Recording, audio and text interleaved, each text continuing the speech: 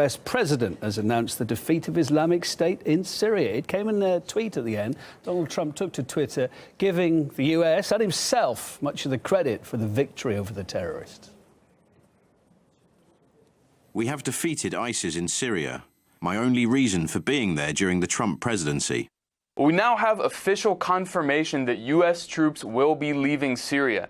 Now, President Trump's tweet contradicts everything that we've been hearing from the State Department and the Pentagon over the last several months. Here's what the head of the coalition to defeat ISIS said just over a week ago. We want to see a resolution to the Syrian civil war through the UN Security Council resolution process. And we also want to see the removal of foreign forces from Syria, particularly the Iranian commanded and proxy forces from Syria. It's fair to say Americans will remain on the ground after the physical defeat of the caliphate until we have the pieces in place to ensure that that defeat is enduring. Now, there are at least 2,000 U.S. troops in Syria, and removing them would be fulfillment of one of President Trump's campaign promises. Now, Vice President Mike Pence and the Secretary of Defense, Jim Mattis, are meeting right now in the Pentagon. White House Press Secretary Sarah Huckabee Sanders released a statement saying the process of returning troops back to the U.S. has actually already begun. Now, the statement also says that this doesn't signal the end of the global coalition to defeat ISIS or its campaign.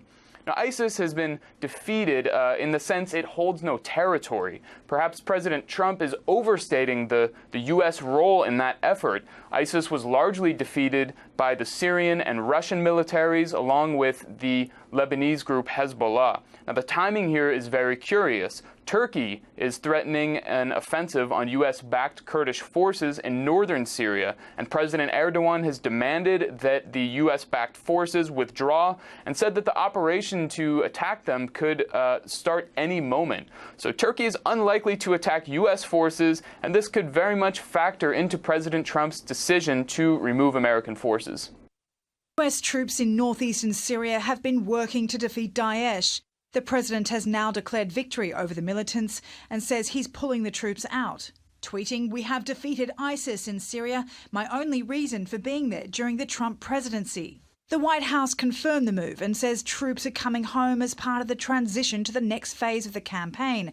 But there's concern Daesh could re-emerge. The question of ISIS and what happens after the United States pulls out is problematic. There have been great variations of numbers, somewhere from 2,000 to 30,000 remaining ISIS fighters left inside of Syria. The US has trained and worked alongside the Syrian Democratic Forces, which are mostly made up of the YPG, a group Turkey says is a branch of the PKK terror group. And Turkish troops are being sent into Syria to drive the SDF fighters away from the border in order to avoid what they call a terror corridor. We can start our operation into Syrian territory at any moment now, at any place along the 500-kilometer border, without harming US soldiers. The Turkish army has completed preparations for an operation. Turkey will do what's necessary to eliminate terrorists east of the Euphrates. The president's decision sparked immediate criticism from senators within his own party. Senator Lindsey Graham says that Daesh is not yet defeated and that a withdrawal would be an Obama-like mistake, referring to President Obama's move to pull troops out of Iraq in 2011. And Senator Marco Rubio says US withdrawal from Syria risks allowing Russia and Iran to have a wider influence in the region. They'll compare us to Vladimir Putin, who was stuck by Assad the whole time. They'll compare us to Iran, who had stuck by Assad at all times. And they will compare the United States to that and say America is unreliable. A rapid withdrawal will likely come as a relief for many Americans, but bringing the US troops home comes with further complications on the ground.